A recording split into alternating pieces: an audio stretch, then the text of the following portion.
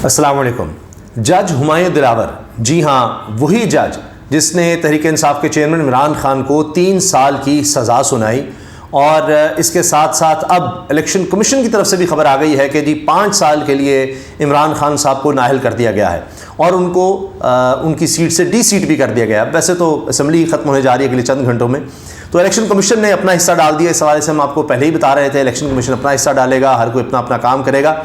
لیکن ہوا یہ ہے کہ جج ہمایوں دلاور کو لندن میں بھی چین نہیں آ رہا اور ان کے لیے مسائل وہاں بڑھ گئے ہیں. یہاں سے تو گئے کہ چلیں وہاں پر ایک سیمینار ہے، کچھ یہاں پر جو ایک پریشر ہوگا، وکلاء احتجاج کر رہے ہیں اور ہر طرف سے تنقید ہو رہی ہے. بڑے بڑے وکلاء جتنے بھی ہیں پاکستان کے وہ سب کہہ رہے ہیں کہ بڑا غلط فیصلہ ہے، اور وہ وکلاء کہہ رہے ہیں جو عمران خان صاحب کے مخالف پیش ہوتے رہے یا ان کے مخالفین میں سے ہیں یا ان لوگوں کے وکلاء رہے ہیں جو عمران خان کے مخالفین ہیں، وہ کہہ رہے ہیں کہ بہت ہی برا فیصلہ ہے، غلط فیصلہ ہے. زاہد حسین صاحب سینئر جرنلسٹ ہیں اور انہوں نے انٹرویو میں یہ کہا ہے کہ یہ فیصلہ پہلے سے لکھا ہوا تھا، پہلے سے سب کو پتا تھا کہ یہ فیصلہ ہونا ہے. نہیں، ہر کوئی بات کر رہا ہے. حامد میر صاحب تک یہ کہہ رہے ہیں. اب سنیے، حامد میر صاحب نے تو باقاعدہ ٹویٹر میں یہ خود ٹویٹ کر کے کہہ دیا کہ اس کا انجام کیا ہونے والا ہے، جج ہمایوں دلاور کا انجام کیا ہونے والا ہے.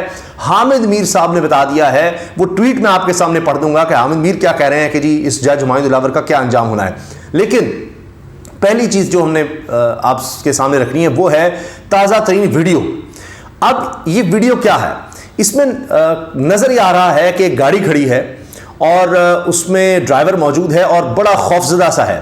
پھر 2 گارڈز نظر آتے ہیں اور وہ بھی اس گاڑی کو پروٹیکٹ کر رہے ہیں. پھر پیچھے نظر آتا ہے کہ حل یونیورسٹی ہے اور خواتین کی آواز مسلسل آ رہی ہے کہ وہ انگریزی میں کہنی ہے کہ آپ ہمیں روک نہیں سکتے. آپ کو پتہ ہے کہ اس شخص نے پاکستان میں کیا کیا ہے، اس نے کس طرح قانون کی، آئین کی اور انسانی حقوق کی پامالی کی ہے. آپ کو پتہ لگ جائے کتنی انسانی حقوق اس نے پامالی کی ہے تو آپ ہمیں روکیں نا. تو وہ ان کو روکنے کی کوشش کرتے ہیں. اسی دوران میں پیچھے سے ایک شخص آنے لگتا ہے جو کہ کہا جا رہا ہے، یعنی مبینہ طور پر اس ویڈیو میں نے ساری دیکھی ہے، لیکن چونکہ کیمرہ بھی اس طرح سے موبائل کیمرہ ہے، ہل رہا ہے، تو وہ کوئی اتنا کلوز شاٹ نہیں ہے. تو وہ بیٹھنے سے پہلے وہ شخص ایک لمحے کے لیے دیکھتا ہے ان خواتین کی طرف. اچھا، اتنے میں پھر خواتین جیسے شاید وہ یعنی ہوتا ہے طنز کرنا چاہ رہا ہے کچھ بھی، تو کیونکہ وہ رکتا نہ ورنہ وہ فوراً بیٹھتا. تو بہرحال وہاں پر پھر خواتین کہنے لگ جاتی ہیں آپ کو شرم نہیں آئی، آپ نے کس طرح سے فیصلہ دیا، آپ نے کتنے پیسے لیے ہیں. اس طرح کی آوازیں وہاں پر خواتین کسنا شروع ہو جاتی ہیں.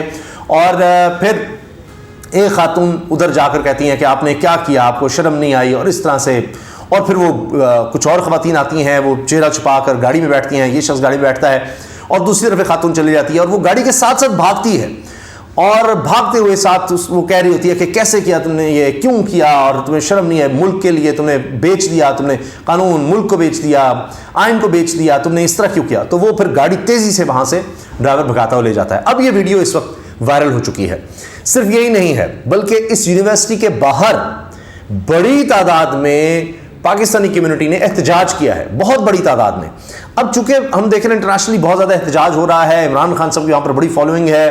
اب کسی اور جماعت کی، سب جماعتیں پاکستان کی ملا دیں ان کی فالوئنگ نہیں ہے. اس کی بہت سی وجوہات ہیں. ایک تو یہ کہ ظاہر ہے ایک انٹرنیشنلی ان کا فیم کرکٹ سے شروع ہونا، پھر وہاں پر جس طرح مسلسل کرکٹ کے بعد بھی ان کا کیمپین کرنا خاص طور پر شوکت خانم کے لیے، اور پھر اس کے بعد اپنی پالیٹکس کے حوالے سے بھی. لیکن وہاں پر لوگ ان کو اتنے عرصے سے جانتے ہیں اور کوئی انہوں نے ادارہ نہیں چھوڑا ہوگا پاکستان میں بھی، تعلیمی ادارے کے علاوہ باہر کی دنیا میں، کہ جہاں انہوں نے اس طرح کی گیدرنگز نہیں کروائیں. اب بھی یہ ہوتا رہا ہے کہ وہاں پر اس طرح کے فنکشنز اور شوکت خانم ہاسپٹل کے لیے چیریٹی کے کرنا، ان کے لیے احتیاط کرنے کا، تو اس وجہ سے ان کی بہت زیادہ وہاں پر پاپولیرٹی اور فالوئنگ، اور ان کی پارٹی کی بھی تو بڑی مضبوط ہے. تو وہ جس طرح یونیورسٹی حل کے باہر احتجاج ہوا ہے، پاکستان کی تاریخ میں اس کی کوئی مثال نہیں ملتی کہ اس طرح یونیورسٹی کے باہر احتجاج ہو گئی. آپ نے اس شخص کو کیوں پروگرام کے لیے بلایا؟ پھر کہا جاتا ہے کہ جی لاکھوں کی تعداد میں ای میلز گئی ہیں، پیغامات گئے ہیں اس یونیورسٹی کو، اتنے زیادہ کہ اس یونیورسٹی کو کلیریفیکیشن دینی پڑی. کلیریفیکیشن کہ اس میں وہ جو شاہن علی ایک نوجوان ہے، اس نے تو اپنا ایک کہہ دیا ٹویٹر پہ کہ جی شاید اس کو نکال دیا گیا اس طرح، لیکن پھر کہتا ہے کہ ہمارے سورسز ہوتے ہیں، آپ جیسے لوگ ہوتے ہیں، انہوں نے ہمیں بتایا کیا ہے، وہ کدھر ہے، ہم اس کو چھوڑیں گے نہیں. اب وہ یہ کہہ رہا ہے کہ جی چور ہنٹر ہیں ہم اور ان کو چھوڑیں گے نہیں. وہ تو کہہ رہا ہے جہاں بھی ہوگا، جیسے ہی مطلب ہم پہنچیں گے. بہرحال لیکن جو حل یونیورسٹی ہے اس کی طرف سے باقاعدہ کلیریفیکیشن آئی, اسٹیٹمنٹ لانا پڑی ان کو کہ جی یہ ہم نے اس کو نہیں بلایا, یہ ہماری طرف سے نہیں ہے, یہ ہیومن رائٹس کے اوپر ایک پروگرام ہے, اس میں مختلف ممالک جو ہیں وہ اپنے لوگوں کو بھیجتے ہیں چند دن کے یہ سیمینار ٹریننگ کے لیے, تو یہ پاکستان کی طرف سے آیا ہے, یہ ہماری چوائس نہیں ہے. یعنی کہ عجیب بات ہے, کتنی شرمندگی کی بات ہے کہ جی وہ یونیورسٹی کو کہنا پڑ رہا ہے کہ ہم نے نہیں اس کو بلایا, یا ہماری چوائس نہیں ہے, ہمارا اس کے ساتھ کوئی تعلق نہیں ہے.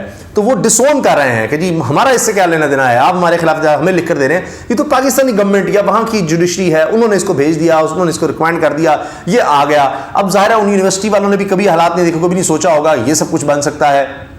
اتنی بڑی تعداد میں انہوں نے آج تک احتجاج نہیں دیکھا ہوگا لوگوں کا یونیورسٹی کے باہر, اور پھر وہ خبر بن جاتی ہے, کوئی نہ کوئی اس طرح کی پھیلا دیتا ہے بات کہ پھر پاکستان کے لیے انٹرنیشنلی ایک امبیرسمنٹ بنتی ہے کہ جی پہلے خود حکومت نے یہ کہا, ان کی طرف سے کہا جاتا رہا کہ جی جو لوگ بھی ہیں ہم ان کو پکڑیں گے, ملک میں ہوں باہر ہوں, اور سوشل میڈیا پہ جو حکومت کے خلاف اس طرح کی بات کرے گا, اس طرح کی باتیں شروع ہو گئیں. اب پھر وہاں پر کلیریفیکیشن دینی پڑی کہ جی کوئی ایسی فہرست نہیں ہے کہ 500 لوگوں کی فہرست ہے, وہ جو ہی پاکستان آئیں گے ان کو اسٹاپ لسٹ میں ڈال دیا جائے گا, آپ اپنے ملک واپس نہیں جا سکیں گے. لوگ یہ کہہ رہے ہیں کہ پاکستانی پاسپورٹ پر ٹریول نہ کرو, آپ انٹرنیشنل پاسپورٹ آپ کے پاس بطور اوورسیز آپ کے پاس جو نیشنلٹی ہے اس کے اوپر ٹریول کرو, پاکستان میں پتہ نہیں کیا ہو جائے گا اگر آپ نے کوئی عمران خان کے آپ نے کچھ کر دیا, حکومت کے خلاف کچھ کر دیا, یہ ہو جائے گا. تو یہ باتیں بھی ہو رہی ہیں کہ پاکستان کو آفیشیلی پاکستان کے ایمبیسڈر کو اس بیچ میں آنا پڑا ہے, سفارتکار کو, اور کہنا پڑا جی ایسا کوئی نہیں, کوئی لسٹ نہیں ہے. تو یہ صورتحال ہے. اب جج ہمایوں دلاور کی مشکلات کم نہیں ہو رہی, بڑھتی چلی جا رہی ہیں. اچھا, حامد میر صاحب والی بات جو سب سے اہم, جس پر ہم نے شروع کرنا تھا, لیکن یہ تازہ جو ویڈیو آ گئی ہے وہ میں نے کہا آپ سے اس حوالے سے شیئر کر لیا جائے معاملہ. حامد میر صاحب نے یہ ٹویٹ کی ہے اور اس میں وہ لکھتے ہیں, باقاعدہ انہوں نے تصویر لگائی ہوئی ہے, وہ جو جج کا ایک ہوتا ہے جی ہاتھ میں تھوڑا جب آرڈر سناتے ہوئے, اس کی ایک اہمیت ہے.